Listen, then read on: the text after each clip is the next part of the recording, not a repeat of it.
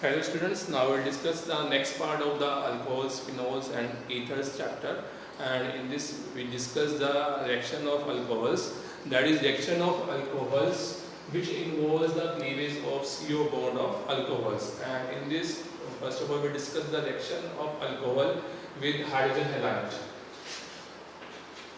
Reaction of alcohols with hydrogen halide. Hydrogen halide, that is HX, we can take the example like HCl. So alcohol, we have done this reaction earlier, that is in halogens and halorines chapter. It is reacted with HCl in the presence of catalyst zinc dichloride, and this HCl and zinc dichloride mixture is known as Lucas reagent, and then this will give water and RCl. Now another reaction is reaction of alcohols with phosphorus trihalide. Reaction of alcohol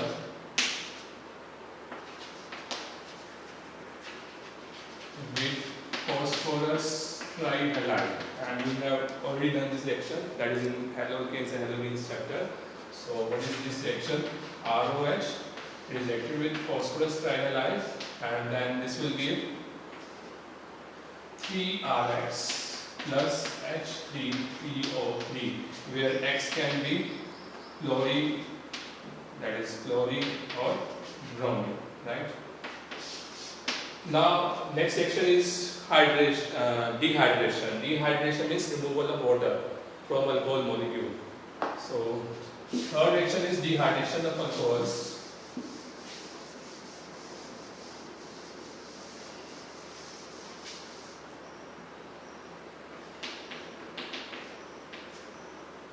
Dehydration of alcohols. So what is dehydration of alcohols? That is removal of water molecule from alcohol. That is known as dehydration of alcohols. And dehydration of alcohols is carried out in the presence of acid, that is H2SO4 and phosphoric acid. It can also be carried out in the presence of some catalyst, right? So we will discuss the dehydration in the presence of acids. Suppose we have ethyl alcohol, CH3, CH2OH, right? And in the presence of concentrated H2SO4 at 443 Kelvin temperature, this will remove water molecule from it, OH from this and H from this side. So what will you get? CH2 double bond CH2, right? Here will be CH2 now, and CH2 will be here, and between them there will be double bond to satisfy the valency of carbon. Now we will put double bond because carbon can form maximum 4 bonds. So you have to keep this thing in your mind also. And water is formed here. OH and H from this side, they join to form water. So here is removal of water, that is dehydration reaction is there. Now if we have secondary alcohol and tertiary alcohol, then we can do it with some milder acid. For example, if we have secondary alcohol, right? This is now secondary alcohol. We can do this reaction with phosphoric acid. That is 80% phosphoric acid we can use, and we can use lower temperature also. So it will be now dehydration. OH will be removed from this side, and you can remove H either from this carbon or this carbon. These are the equivalent position. You can remove hydrogen from any carbon, right? Always remember, when OH is removed from the first carbon, then H is removed from the adjacent carbon, right? So here also OH is removed from this carbon, then H will be removed either from this adjacent carbon or this adjacent carbon. So I am removing from here, right? So you will get CH2 here, here will be now CH2, and double bond will be here now. Double bond CH, and here will be CH3. So alkene is formed plus H2 is formed, right? Now next, that tertiary alcohol. If we take tertiary alcohol, then we can use this acid, that is this acid with less concentration, that is now we'll use 20% S3PO4, right? And we can use lower temperature, that is 358 Kelvin, and then remove this OH, and you can now remove H from any adjacent carbon because these three methyl groups are at adjacent positions. So you can write it here. Suppose I remove hydrogen from this side. So here will be now double bond CH2, here will be CH3, and here will be CH3. So alkene is formed. So you can see during hydration alkene is formed, and now you can see that there is ease of hydration. When we remove from primary to tertiary alcohols, the ease of dehydration increases. So you can say that tertiary alcohol is easily dehydrated because we can see here that we are using dilute weaker acid at lower temperature, and then also we can do dehydration. So ease of dehydration increases as we move from primary alcohol to tertiary alcohol, right? Now we will discuss the mechanism of dehydration, and mechanism are very important. I have told you already, wherever mechanism comes in organic chemistry you have to do that because mechanisms also comes in the board exam.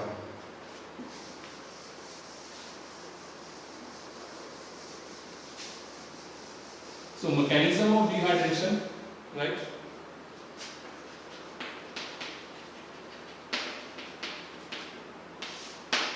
So first of all, take alcohol. This is alcohol, that is ethyl alcohol, and we use acid in it, and acid gives H+ ion, right? Now we know that oxygen has 2 lone pair electrons, right? And these electron pairs carry negative charge, and here is positive charge. So this electron pair will reflect this positive charge H+ ion. And always remember, when arrow is used, this curly arrow is used, then it should point towards the positively charged species, and it should be raised from the lone pair electrons or electron rich density, right? So what will be here?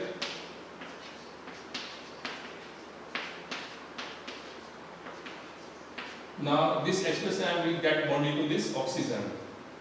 So you can show it like this, and there will be now positive charge, and 1 electron pair is left. 1 electron pair is used in making bond between this oxygen and this hydrogen, and this electron pair carry 1 negative charge, 1 electron pair carry 1 negative charge, there is 1 positive charge. When the bond is formed between this and this, then negative positive they neutralize each other. That is, positive charge on the hydrogen will be neutralized. But this oxygen has given its electron pair, so here oxygen will become electron deficient, and then it will require positive charge, right? You can show here bond also between oxygen and hydrogen. It will be more easier for you if you show it. Now in the next step, this cation which is formed here, it is unstable, so it will remove water molecule from it. So H2O is removed. And when H2O is removed, you can write here minus H2O, that is the random meaning structure, CH, H, H, and here is H, H. Now it will be positive charge. How? Now when this bond is broken, its 2 electron, that is its bond pair electrons, it will move over the oxygen atom, right? So 1 electron will carry 1 negative charge, so negative positive they will get neutralized. Now electron of this carbon has moved away, so this carbon has become now electron deficient. So this carbon now have positive charge. So this is unstable. Any species having any type of charge is unstable. So it will try to get stabilized. So this is also trying to get stabilized. So now we will remove the H+ ion. You can remove this H+ ion or this, right? So I am removing this. So when this hydrogen will move, the electron pair of this bond, they will move here, and a double bond is formed here in the next structure. So you can write it here like this: C double bond H and C H H, right? And H plus ion are removed. Now because two electrons of this bond move away here, so the electron of hydrogen atom also move away here, so this hydrogen will become electron deficient, that is it will acquire positive charge. So I am showing H plus ion here, that is H plus ions are removed. Now when these two electrons come here, and the formation of a bond requires two electrons. So these two electrons come here, then a double bond is formed here, and when a double bond is formed here, this carbon gets its electron back, and then this positive charge is removed. So alkene is formed. So this is the mechanism of dehydration of alcohols. Next we will discuss oxidation of alcohols.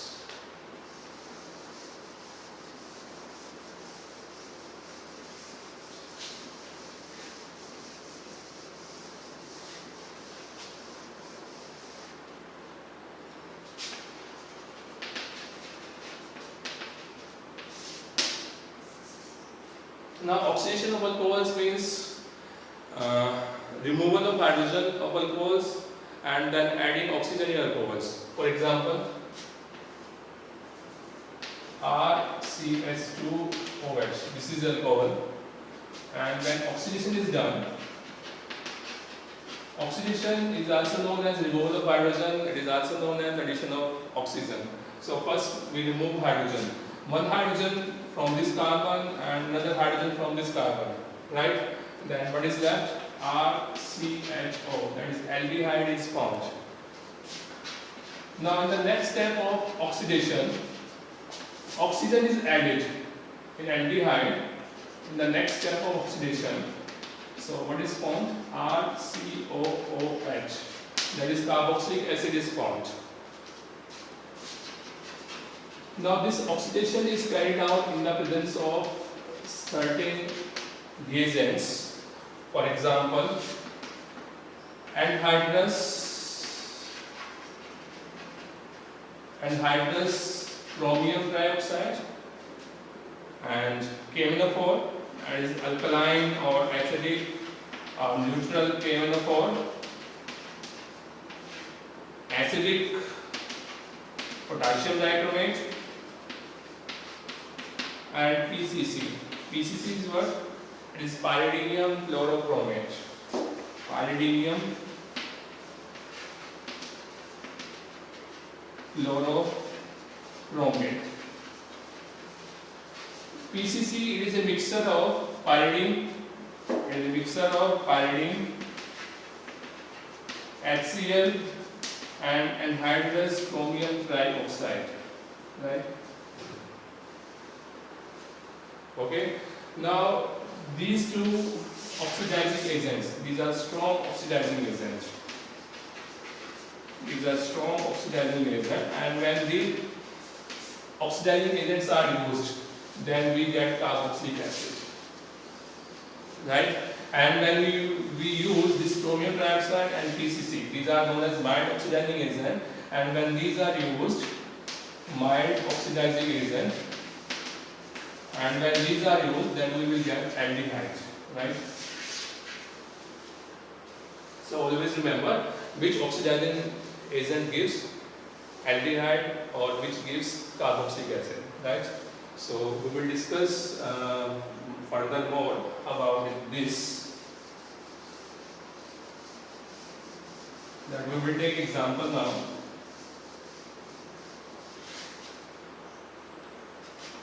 CH3, CH2OH, right?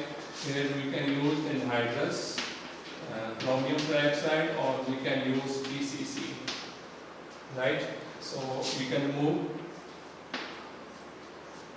H from here and H from here. So we will get CH3CHO, that is aldehyde is formed. And if this reaction is carried out in the presence of alkaline, KMnO4 or acidic potassium dichromate, right? So you will get CH3COOH, because first this is formed and then this will get oxygen and then this is formed. So you can write directly acetic acid, right? Now this PCC, it is so mild that it does not affect the double bond present in the alcohol. It is very mild, and it is used for oxidation of primary alcohol only. So CH3, CH, double bond CH, CH2OH, and if double bond is there, then this is not affected by PCC. This is so mild. CH3, CH, double bond CH, CHO. Right? Now we will discuss that if scandial alcohol is there, then what type of products you will get. Right? If scandial alcohol is there, this is scandial alcohol, right? And we do oxidation by using mild oxidizing agent, right? Then you will get, this is anhydrous. Right? Remove H from this side, H from this side, and you will be getting ketone here, right? And if we use tertiary alcohols, then what will happen? If we use this oxidizing agent, anhydrous CrO3, then no reaction will be there. Right? This is because we are removing two hydrogen atoms here. Here will be only one available. So there will be no reaction of tertiary alcohols. Now if attempts are made by using strong oxidizing agent like acidic potassium dichromate or alkaline camphor at high temperature and pressure, if attempts are made by using strong oxidizing agent like acidic potassium dichromate K2Cr2O7 at high temperature and pressure, then these carbon-carbon bonds breaks and a mixture of carboxylic acids having lesser number of carbon atoms are formed. That is a mixture of carboxylic acids. That this bond breaks, then this R group from carboxylic acid, and then this bond breaks, this R group from carboxylic acid, and then this bond breaks, this R group from carboxylic acid. So a mixture of carboxylic acids are formed having lesser number of carbon atoms than the parent compound.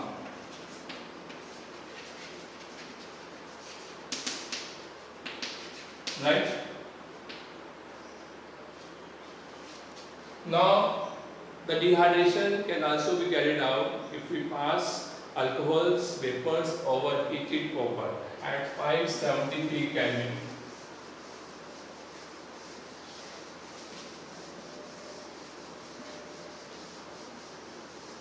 Right? So when alcohols vapors are passed over heated copper at 573 Kelvin, then also dehydration, that is oxidation, takes place. That is H is moved from this side, H is moved from this side, and then aldehyde is formed. Now we have scandial alcohol, then ketone is formed, RCR double bond O. H is moved from here, H is moved from here. Right? Now if there is tertiary alcohol, suppose here is CH3 and this is tertiary alcohol, then no aldehyde or ketone is formed. Instead, dehydration takes place. OH is moved from this side, H is moved from this side. Then dehydration takes place. Right? That is alkene is formed. This OH and this H from this CH3, they joins to form water molecules. So primary alcohol and scandial alcohol, they undergo oxidation, or you can say dehydrogenation. Dehydrogenation means removal of hydrogen, S2. D means removal, dehydrogenation. So removal of hydrogen. We can also say removal of hydrogen, that is dehydrogenation. So primary alcohol and scandial alcohol, they undergo dehydrogenation, that is oxidation, when their vapors are passed over heated copper at 573 Kelvin temperature. Now when the tertiary alcohols vapors are passed over heated copper, then no oxidation takes place, instead dehydration, that is removal of water molecule, takes place. So this is about the reactions of alcohols, and in the next video we will discuss the next part of the chapter. Thank you for watching. Have a nice day.